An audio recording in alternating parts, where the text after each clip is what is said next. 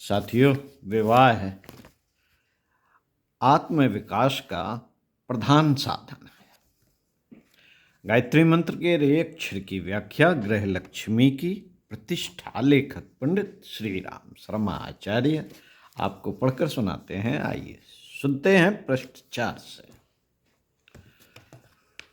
हिंदू धर्म में जिन 16 संस्कारों का विधान है, उनका ध्येय मनुष्य को पशुत्व से देवत्व की ओर उन्मुख करना है। वह जैसे जैसे बड़ा होता है, उसका आत्म भाव उभरता है और आत्मविश्वास, आत्म विस्तार प्रारंभ होता है।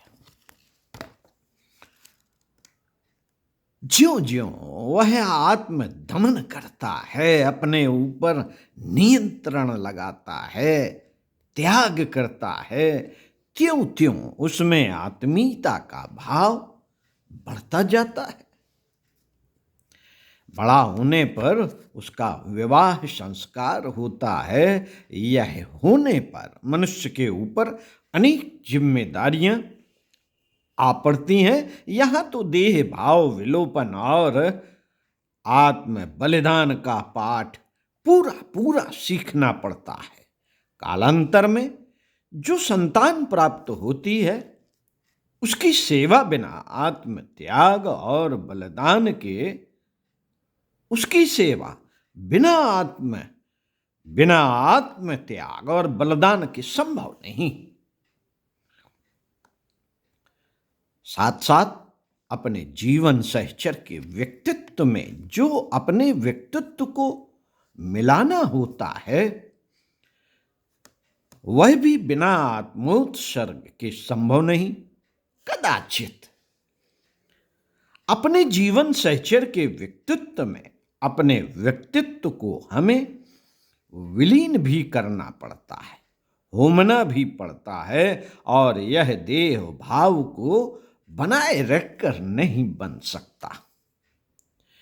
इस जीवन में तो इच्छा निरोध, आत्म संयम की पूरी पूरी साधना करनी पड़ती है, क्योंकि बिना इसके अपने जीवन सहचर के साथ पूर्णतया घुल मिल जाना नहीं बनता। अतएव विवाह में आत्म विलीनीकरण परम आवश्यक है, और यह आत्म विलीनीकरण देह भाव का यह उच्छेद पशुत्व को दबाने और देवत्व को जगाने का एक साधन है।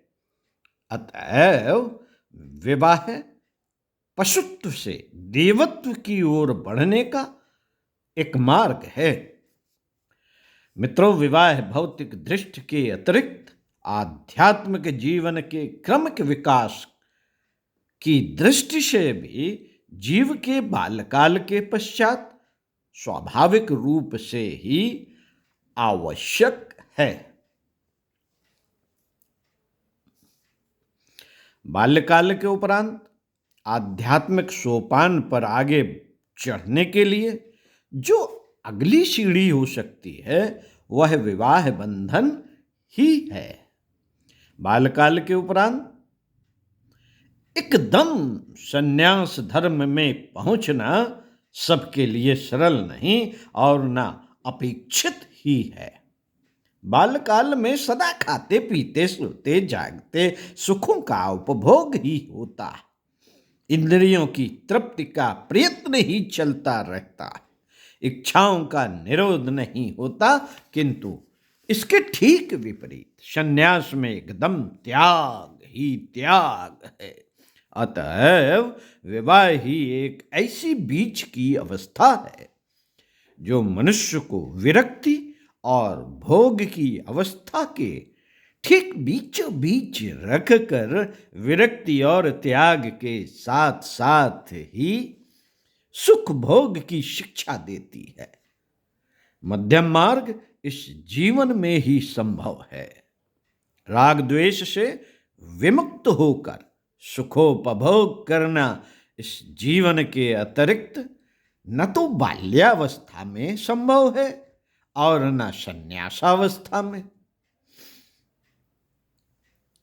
इसलिए विवाह एक पवित्र बंधन है और विवाहित जीवन को योग्यता पूर्वक निभाने में ही मनुष्य का आध्यात्मिक कल्याण है।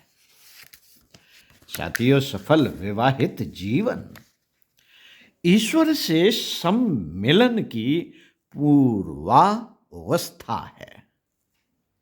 सफल वैवाहिक जीवन ईश्वर से सम्मिलन की पूर्वावस्था है। पूर्वावस्था जायसी आदि संतों ने ईश्वर प्रेम कैसा होना चाहिए उसकी एक क्षुद्र झांकी पति पत्नी के प्रेम को माना। प्रेम को माना है जब लौकिक प्रेम के निभाने में इतने बलिदान की आवश्यकता होती है, तो ईश्वर प्रेम तो फिर सिर का सौदा है। सिर हथेली पर रखकर चलना है। अतएव लौकिक प्रेम ही ईश्वर से सामीप्य लाभ करने का मार्ग प्रशस्त करता है। तैत्तिरीयोपनिषद में तो प्रजातंतुई मां व्यक्षेत्सि ऐसा उपदेश है। अतएव जहां पवित्र जीवन है वहां पापमय उत्पत्ति कहां से हो सकती है? कहां से हो सकती है? फिर हम ब्रह्म ज्ञान हो जाने पर भी सत्काम, जाबाल और समुग्यवारेक्य जैसे ब्रह्म ज्ञानियों को भी विवाह करते देखते हैं। इससे भी विवाहित जीवन की पवित्रता ही प्रतिपादित होती है। केवल आत्मसंयम का होना न होना ही विवाहित जीवन को पवित्र या अपवित्र बना देता है। पुनश्च साथियों, पुनश्च भगवान कृष्ण ने भी तो कहा है, धर्माविरुद्धो भूतेषु कामो यस्मि भरतर्षभा,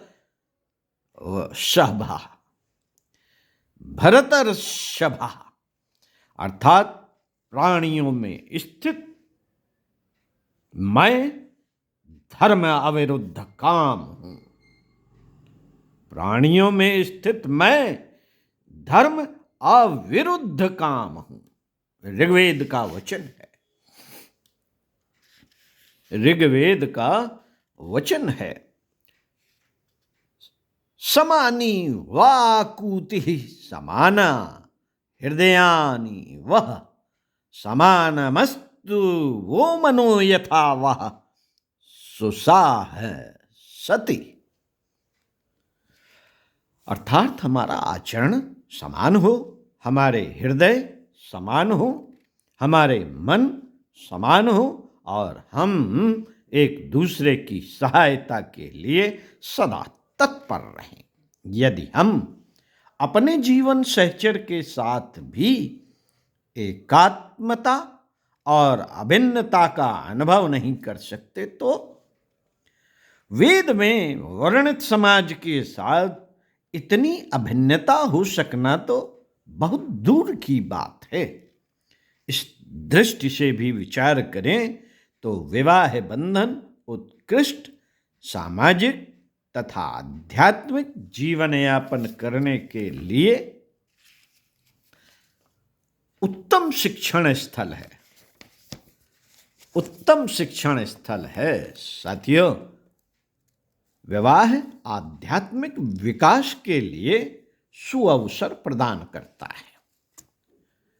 विवाह जीवन बहुतों के लिए दुखमय प्रतीत होता है, किंतु इसका कारण केवल आत्मसंयम और पुरुषार्थ की कमी है।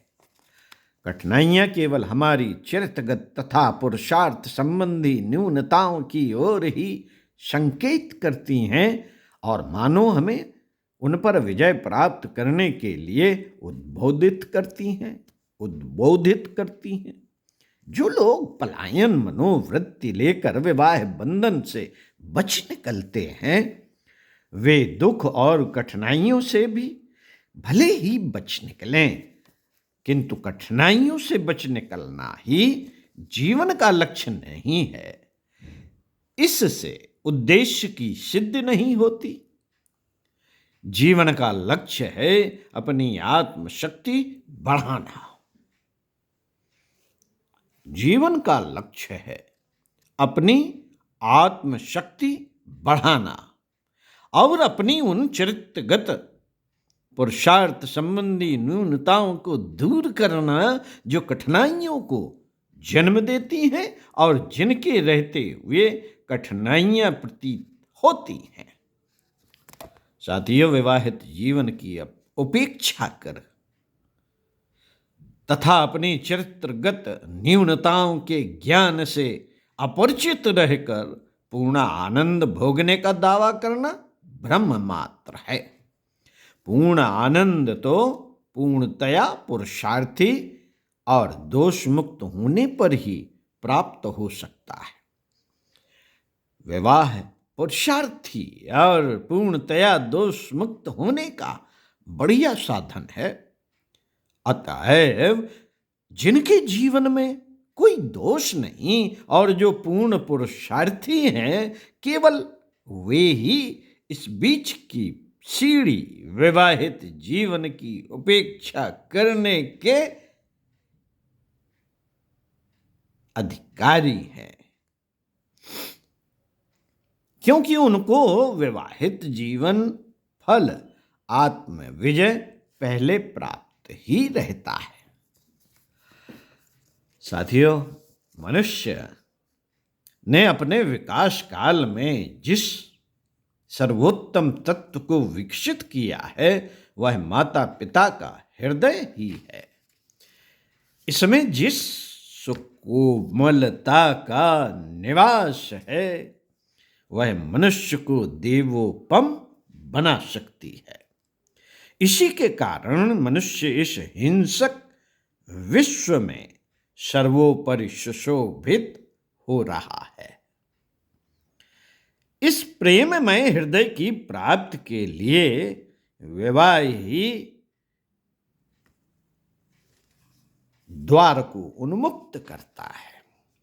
पंडित श्री राम शर्मा आचार्य अगले वीडियो में आपको पढ़कर सुनाएंगे हमारा वैवाहिक जीवन कैसे सुखी हो सकता है। तो पढ़ते रहिए कुछ अच्छा और सुनते रहिए कुछ अच्छा। ओम शांति।